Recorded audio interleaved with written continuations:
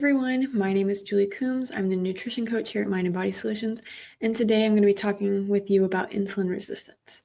So, insulin resistance is a word that I feel like, or a condition that has become more commonly heard about lately, and a lot of people might not know what it is. They might say, is it the same thing as diabetes or prediabetes? What is it?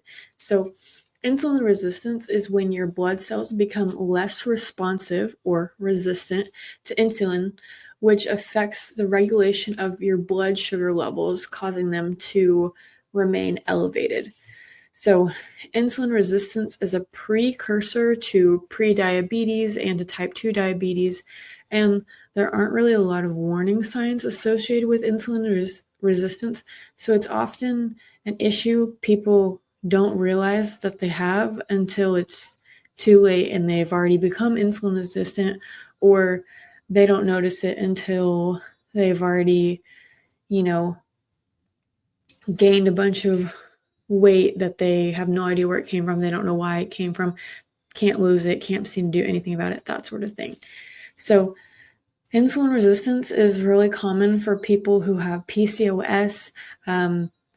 If a lot of times people who are overweight and struggling to lose it, part of the reason is insulin resistance. You definitely have it if you have type 2 diabetes, and just people that are at risk, or if you're over the age of 45, it's easier to become insulin resistant.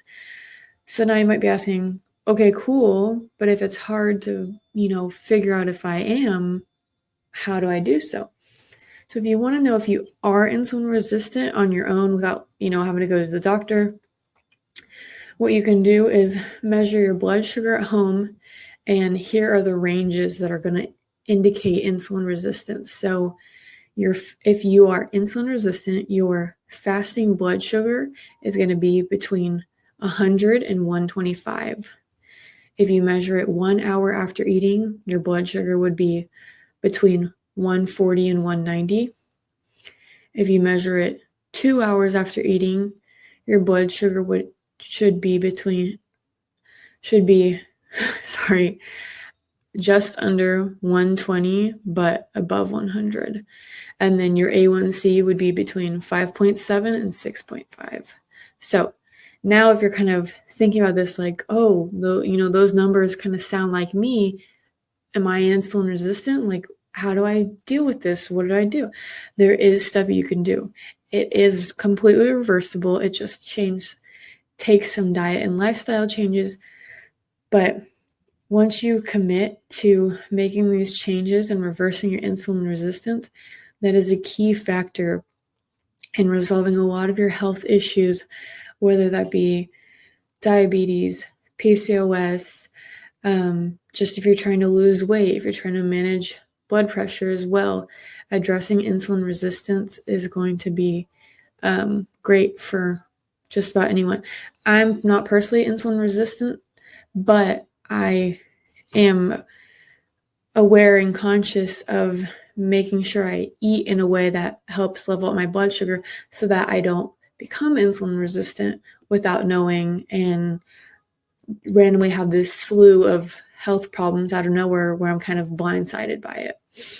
So, what can we do about insulin resistance? Well, same thing with most blood sugar related things, but you can eat in a specific order. Now, I'm not saying if you have, a dish that's all combined together like soup or something, I'm not saying pick out each little individual piece of food.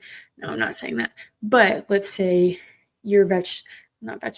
let's say your dinner is protein and some vegetables and some carbs. Like you have grilled chicken and you've got rice on the side and some vegetables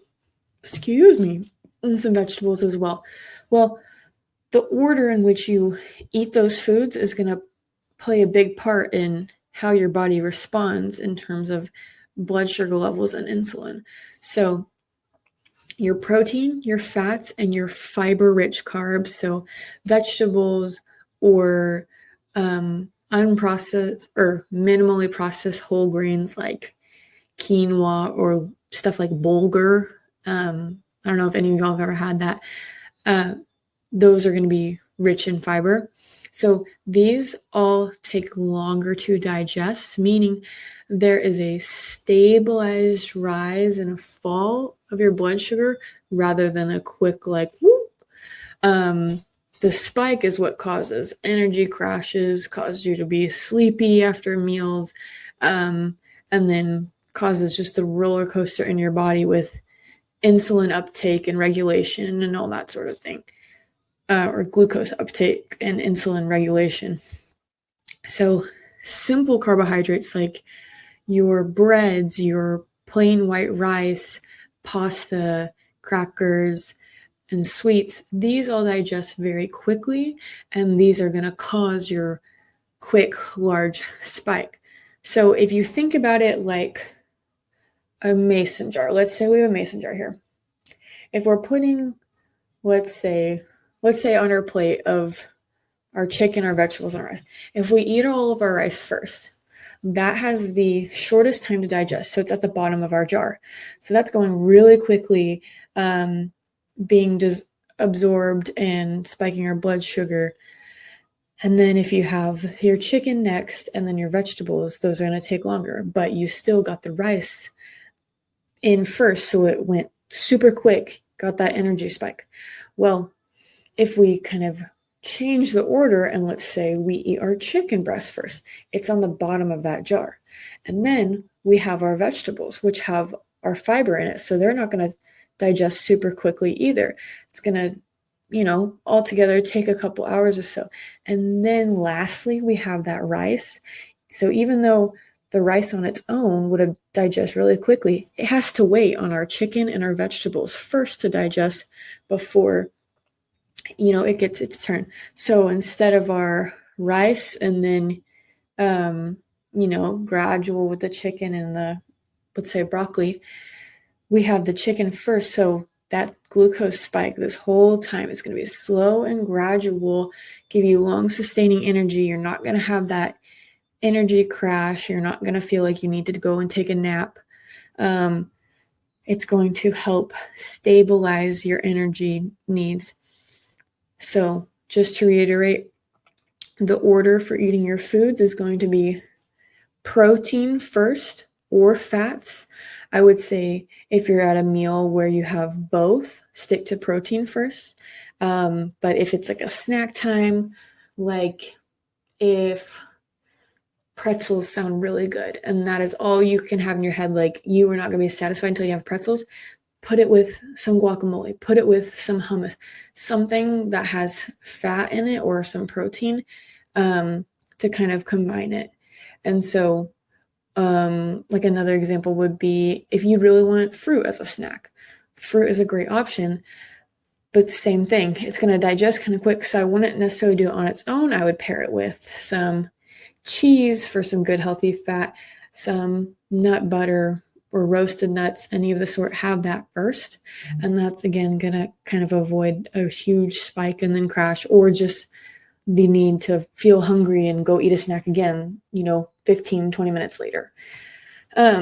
So protein or fats first, and then fiber-rich carbohydrates second. So this is your vegetables, this is your whole grains, some of your fruits. Third and final, I would have your breads, your pasta, your sweets. I would even say if you tend to know that you're going to crave something sweet after a meal, have that in the forefront of your head so that when you're eating, instead of filling up on the savory part of your dish, the meal itself, budget a little bit of room in your appetite to have your dessert immediately following the meals rather than waiting, let's say, 30 minutes to an hour, because I would rather you have it at the very end, because that's going to be better in terms of blood sugar regulation than it would be to eat your meal and then, okay, an hour's gone by, I have a little bit more room in my stomach, let me eat that dessert, because then, once again, it's going to be isolated, so you're going to have that big spike in blood sugar. And then another thing we can do to help combat insulin resistance is similar to how the order in which we eat our food matters. the size and timing of our meals matter. So because of something called our circadian rhythm, everyone has the most insulin sensitivity in the morning and the most insulin resistance in the evening. So insulin sensitivity is a good thing. You want to be insulin resistant, or sorry, you want to be insulin sensitive. That means your body is responding well, and as it should, to the consumption of glucose and, making sure you're staying balanced accordingly.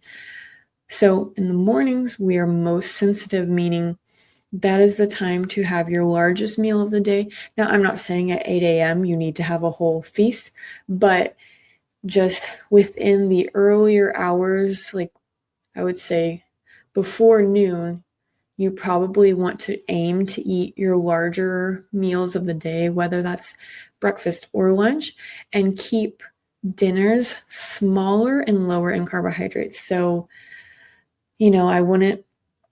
I think typically a lot of us, we get home from work, we're hungry, so dinner tends to be our largest meal.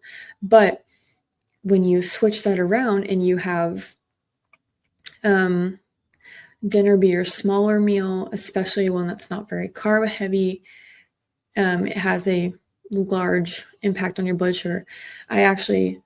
During college, I did an experiment on this.